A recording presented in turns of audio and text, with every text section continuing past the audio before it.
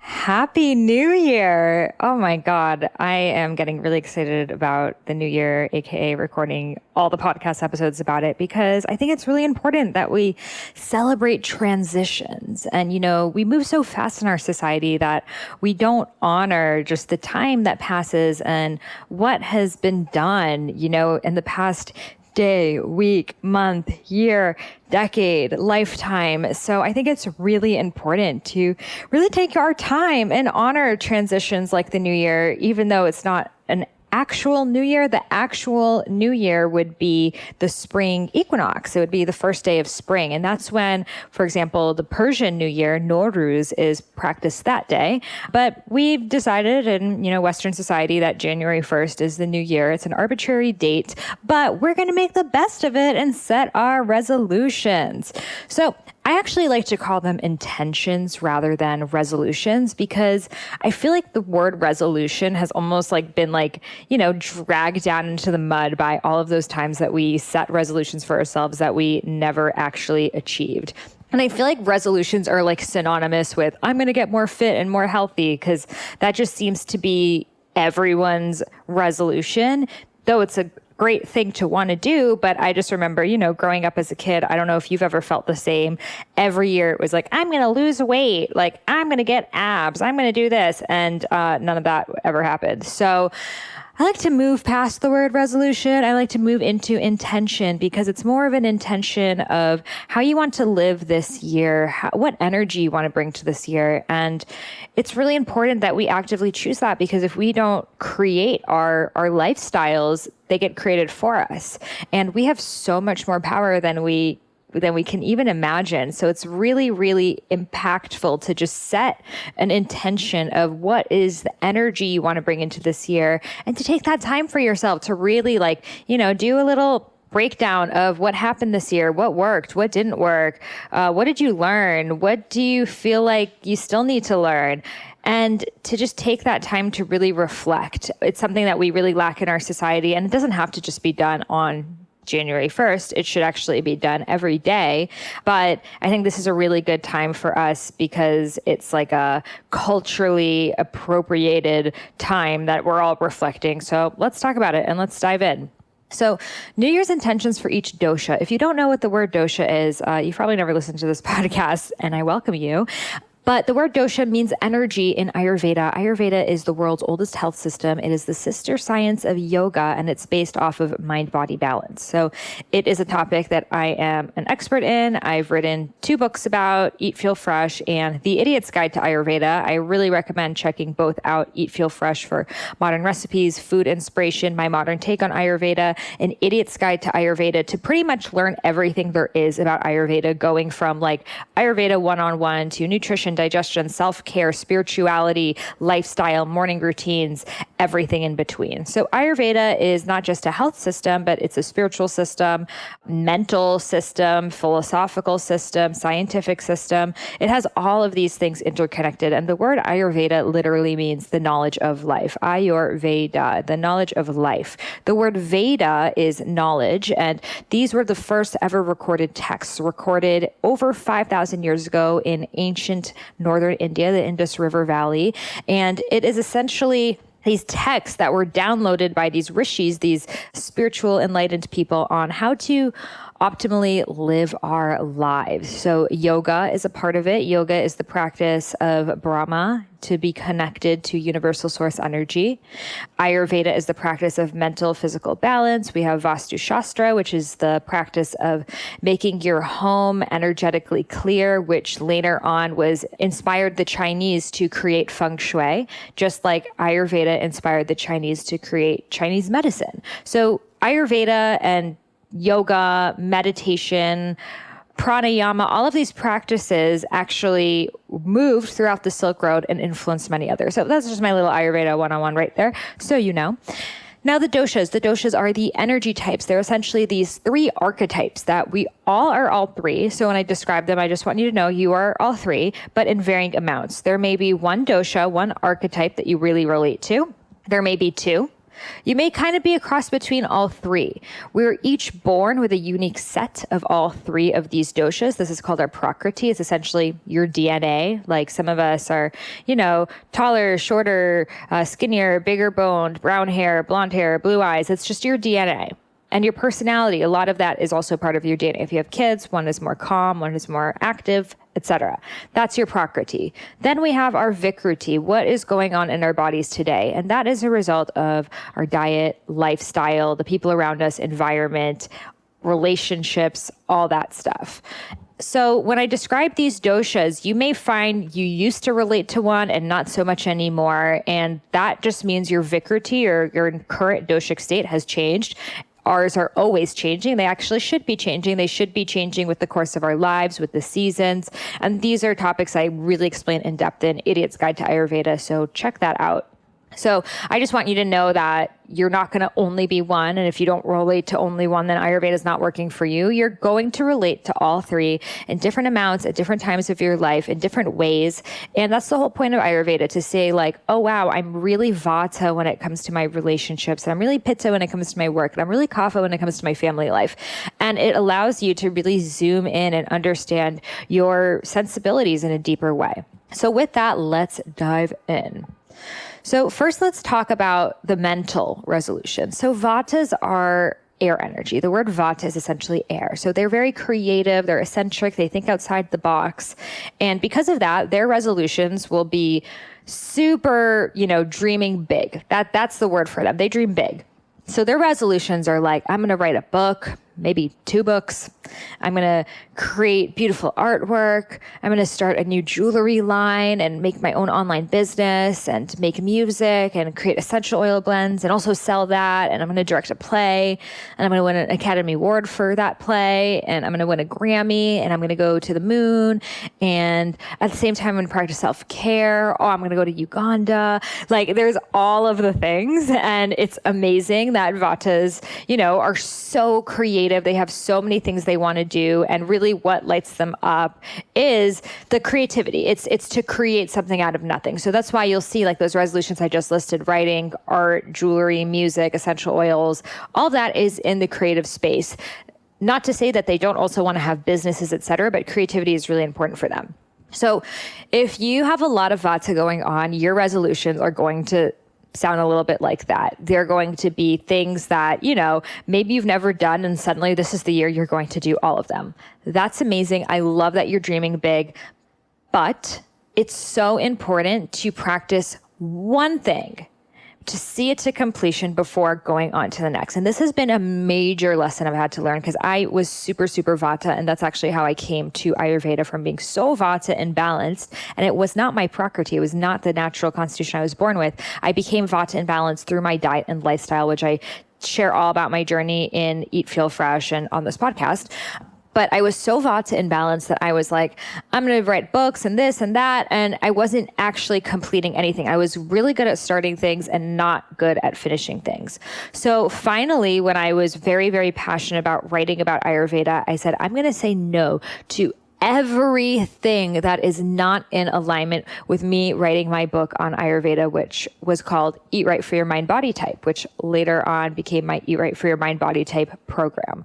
So I said no to everything that was not in alignment, which was really hard for me because there were a lot of things I was excited about. I had a clothing line and all these other things I was doing. And I kind of bowed out of everything. And I said, I'm going to pretty much go back to basics. I moved in with my grandparents. I, was living the simplest life possible so I could give all of my time to writing this book. And I'm so grateful that I did that. I harnessed my pitta, my fiery energy, and that allowed me to complete the book, get it edited, get it graphic designed, like have a completed book that finally, when I went to different literary agents, I wasn't saying, oh, I have an idea to write a book on Ayurveda. It's going to be like this. I haven't done it yet. I was like, here's the book. It's completed. I've done everything. All you got to do is like put your stamp on it.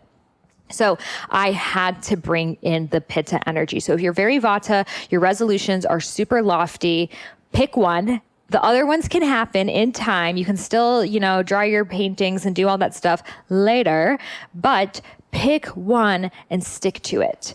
And really set those boundaries for yourself that you will say no no matter how excited you feel, to everything that is not in alignment with that goal. And that's not just other business opportunities. That's also, maybe social gatherings or vacations or other things. Like, really draw those parameters and say, this is my dharma. This is why I'm here. This is what I'm going to do. And if it's not in alignment with this, I don't have space for it in my life.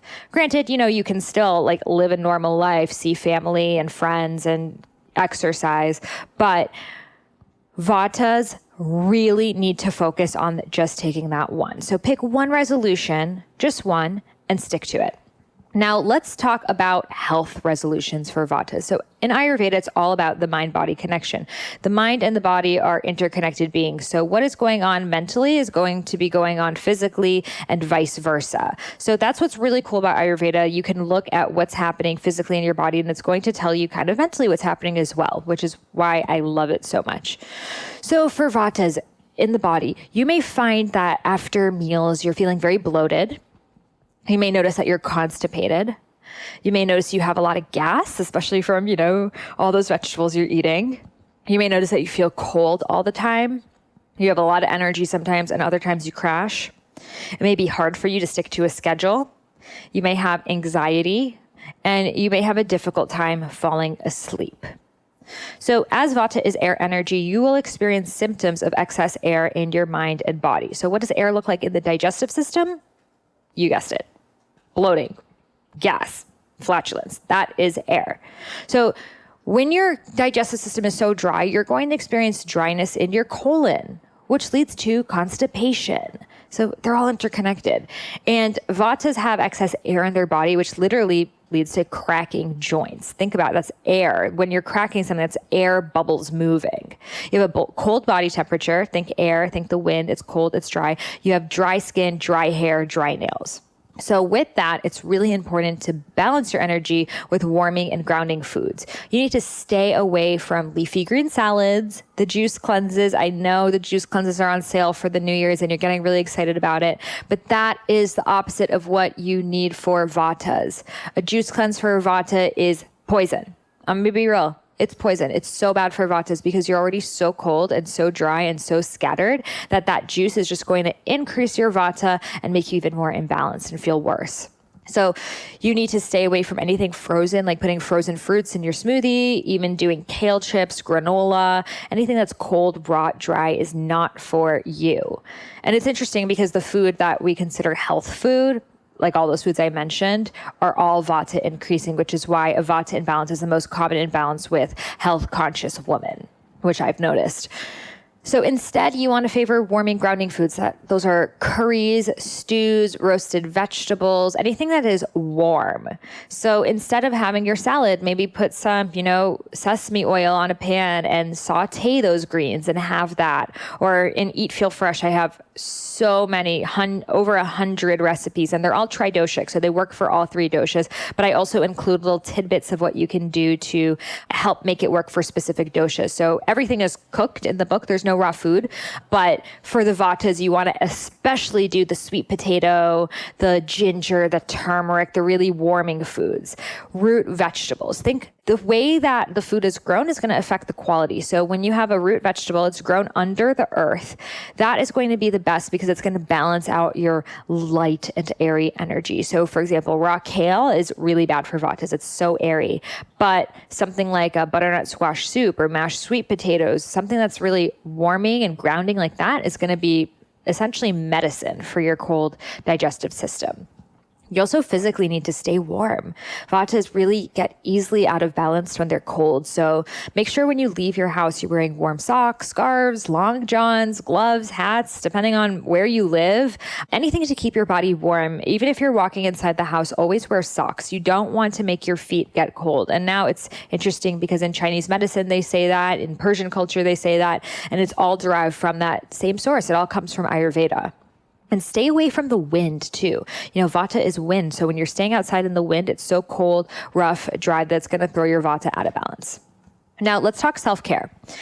Vata, sesame oil is your jam. Sesame oil is considered the queen oils in Ayurveda because it is so warming, it is so grounding, it is so nourishing, and it's exactly what Vatas need to counterbalance their cold, dry energy. So use a raw, organic sesame oil, not a toasted oil. And this is not just used on the body, but also in cooking. So you can cook your foods in it. You can put it on your body. You can do an abhyanga, a self-oil massage. The best way to do it is to dry brush if that doesn't bother you. For some Vatas, the dry brushing does bother them. It's a little bit too rough. So you do the dry brushing, you follow it up by the abhyanga, the self-oil massage. I have blog posts about this. Just look up, abhyanga, eat, feel fresh, and you'll find my blog posts and tons of articles I've written about all of these practices. And I write all of the instructions about them in Idiot's Guide to Ayurveda. But do the dry brushing, do the abhyanga, then turn on your warm shower, like after you took a shower, or if you're in a steam bath, the sauna, you go to hot yoga, and put the oil on before and allow the oil to penetrate your skin when you're in that hot shower, steam, or sauna. And that will allow the oil to further penetrate your skin and allow you to get actually hydrated. Because a lot of the times when you're putting on oil, it's not getting deep into your skin's pores. And that's why it ruins your clothes and stains everything, because your skin is not actually absorbing it. So if you're actually putting in oil and it's being absorbed, after like an hour, your skin should feel dry. So that's why it's really good to use the steam and allow that to soak into your skin. Now, we also want to use sesame oil for oil pulling. So oil pulling is essentially Ayurvedic mouthwash. You take a spoon of the oil, you swish it around your mouth anywhere from 1 minute up to 20 minutes. It does not have to be 20 minutes. You can start with 1 minute. And it essentially allows the oil to gently remove the bad bacteria from your mouth without the good bacteria. So if you think about your mouth like your digestive system, like your gut, it's the same. We have good and bad bacteria in our mouths as well. Digestion begins in our mouths. So an antibacterial mouthwash like your Listerine strips, etc., that is like taking an antibiotic. It's the equivalent of an antibiotic for your stomach. That's what antibacterial mouthwash is for your mouth. It essentially kills everything, all the bacteria, the good and the bad. So what happens is the bad bacteria outweighs the good and it flourishes. And that's why you become addicted to mouthwash. So it's really important to just remove the bad bacteria and not the good bacteria. And a good way of doing that is to oil pull. It's like you're cleaning wood. If you're cleaning wood, you use an oil-based cleaner, you're cleaning the pores. But if you used a water-based cleaner, you're not actually getting deep into the pores. Keep in mind, it's not as intense. You're not going to be like, ooh, I'm so refreshed like you would with a Listerine strip. But that's not the point. That's unnatural. And that's not what we're supposed to be using. So oil pulling, it's an ancient practice and it's still practiced today because it works. It works, guys. It works. So cooking with sesame oil, all the things with sesame oil, buy some sesame oil. It will change your life. So now let's talk about exercise a little bit, because exercise is very important. It's something that is not really written about in ancient Ayurvedic times because they were farmers. They were active all day. Like they were like, dude, y'all need to sit down for 2 seconds. Whereas we are sitting all day long and we actually really need to exercise. So that's like one of the things that we have to upgrade with Ayurveda, because a traditional Ayurvedic textbook will tell Vatas to never exercise and to like sit and to conserve all their energy and, not do anything that's going to, make them sweat essentially. But I don't believe that's true because we're sitting all day. And what I've noticed is that Vatas have really weak skeletal structures. That's something written about in Ayurveda. They have bone irregularities.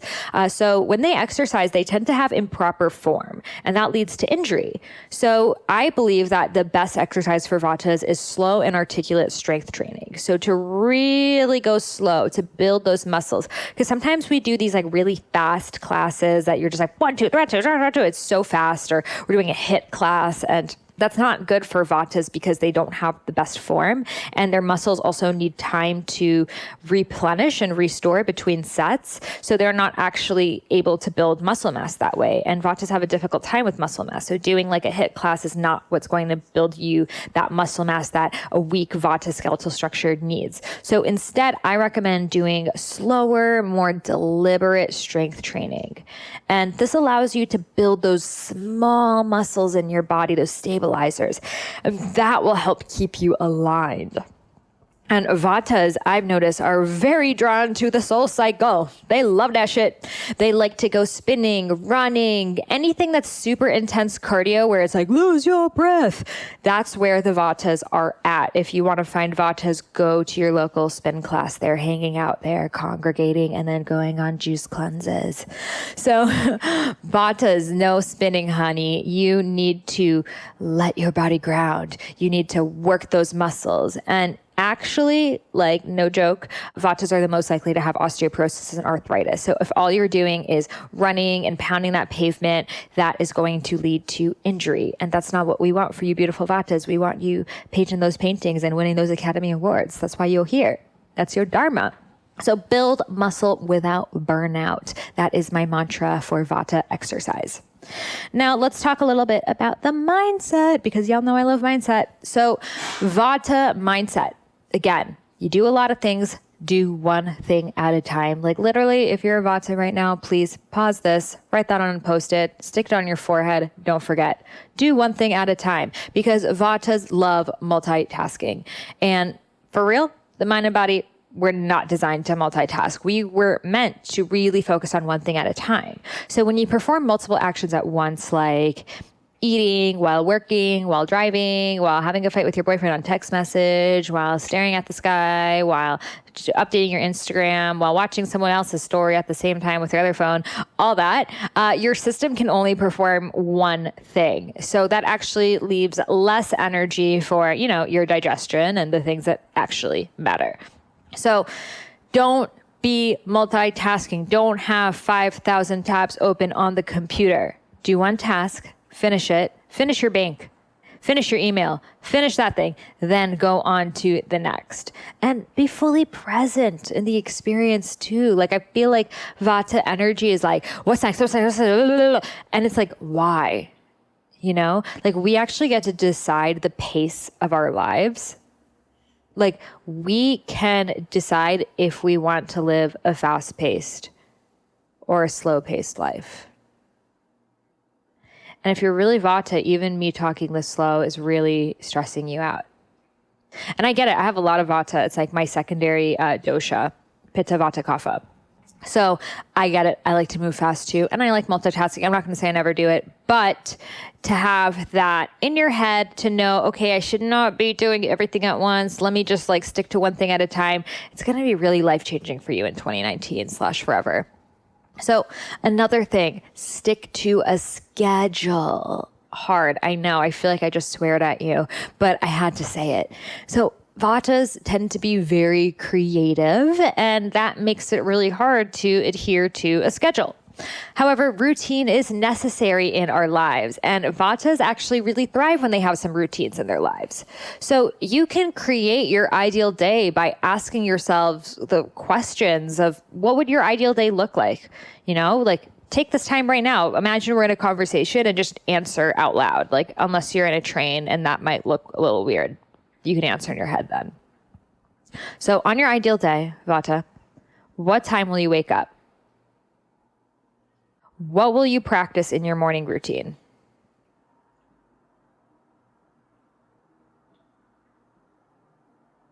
What will you have for breakfast? When will you exercise, and what will you do?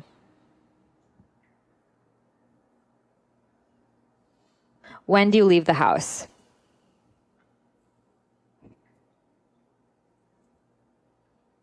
What do you eat for lunch?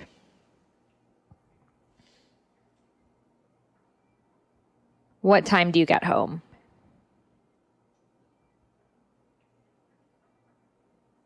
What do you do after work? Who do you socialize with, and how often?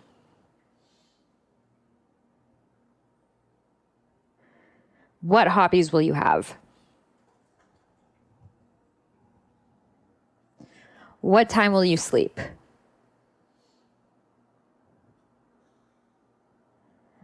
How often will you vacation?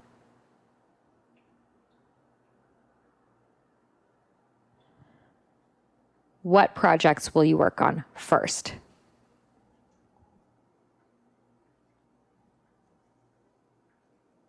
So you can go back and listen to this again and do this practice and really sit with it. But Vatas need clarity. It is essential for them because this allows you to focus your energy on the right tasks rather than just wasting your day, weeks, years, starting tons of projects without finishing them. So clarity is the predecessor for action. Know what you want, then set up the foundation to achieve it. So the last thing I'm going to advise is to schedule your creative tasks for the hours between 2 p.m. and 6 p.m. And this is the time when Vata is the highest for all of us. So this is the best time for brainstorming, visualizing, deciding what our year is going to look like, writing, creating content, or anything else that requires your Vata energy, because the doshas move with the 24-hour cycle, which I talk about in Idiot's Guide to Ayurveda, a whole chapter dedicated to it. But between 2 a.m. and 6 a.m., that's when we're dreaming. Vata is the highest, as well as 2 p.m. and 6 p.m. So do your creative stuff between 2 p.m. and 6 p.m., and you're going to notice that the universe is essentially like pushing you in the right directions. It's helping you out because the energy of the earth is aligned with the energy of the task at hand. So the beautiful thing about Ayurveda is the mind and the body are connected. So any balancing you do on one will positively affect the other. A more peaceful mind will lead to a more peaceful digestion, which will lead to a more peaceful life and more peaceful relationships. And also keep in mind, again, that you can be a cross between two doshas. So be sure to check out the next 2 podcast episodes because I decided I'm going to make 2 more. One about the pitta, one about kapha, and see how they apply to you too, because you are for sure not 100% Vata. Almost no one is. So know about the other 2 doshas and see what they're like and see how they interact with your life as well and what you need more of. I have seen that most Vatas need more pitta. That's the direction that they need to be heading because they're really good at the ideas, but they need to take more action. And that's what my next book is about. It's an Ayurvedic business book. And it's all about how you can look at what dosha you're at now and what comes next. So from the Vata, we move into Pitta. So be sure to listen to the next episode to learn more about New Year's resolutions for Pitta. And if you don't know your dosha, I have a free, really quick 90-second quiz. It's unlike any other quiz out there because it separates the results of your dosha between your mind and your body. So I really recommend taking that quiz. It's going to help give you so much clarity if you're like, I'm still not sure what dosha I am. So it's just IamSaharaRose.com, Sahara like the desert. IamSaharaRose.com. You'll see it like the first thing and take that quiz. It's going to email you a free 3-day mini course explaining more about Ayurveda, my modern approach to it, and check out my books, Eat, Feel Fresh, and Idiot's Guide to Ayurveda. I'll see you on the next episode. Don't forget to take action, Vata. Listen to the next episode. Namaste.